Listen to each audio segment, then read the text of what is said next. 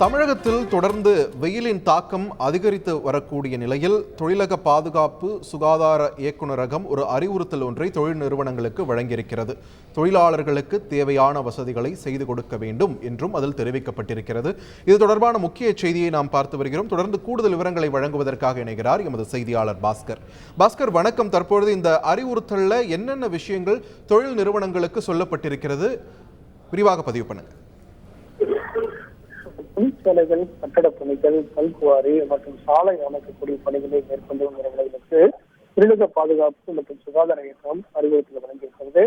சாலை வேலைகளில் இந்த விரைவாக பணியை தொடங்கி மதிய வேலைகளில் இடைவெளி எடுக்க வேண்டும். அதன் பிறகு மாலையில வெயில் குறைந்த பிறகு பணிகளை மேற்கொள்ள வேண்டும் அப்படிங்கிறத அறிவுறுத்தலாக வழங்கியிருக்கிறது.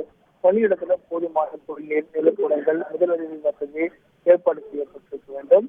தொழிலாளருக்கு உள்ளே பணிபுரியக்கூடிய தொழிலாளருக்கு தேவையான குடிநீர் வசதியை ஏற்படுத்தி தர வேண்டும் அப்படிங்கிறது உத்தரவாக இருக்கிறது. வெப்பம் அதிகமாக இருக்கக்கூடிய துறைகளில் பணியாற்றக்கூடிய தொழிலாளர்கள் சுழற்சி முறையில பணியாற்றுவதற்கான வழிவகைகளை மேற்கொள்ள வேண்டும். தொழிற்சாலைகள்ல கழிவறைகளை தீங்காக பராமரிக்க வேண்டும். இது போன்ற பல்வேறு உத்தரவுகள் பிறப்பிக்கப்பட்டிருக்கிறது.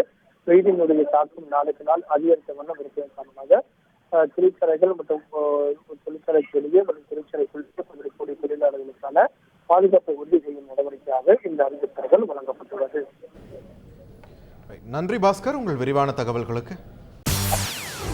செய்திகளை உடனுக்குடன் தெரிந்து கொள்ள உடனே சப்ஸ்கிரைப் பண்ணுங்க.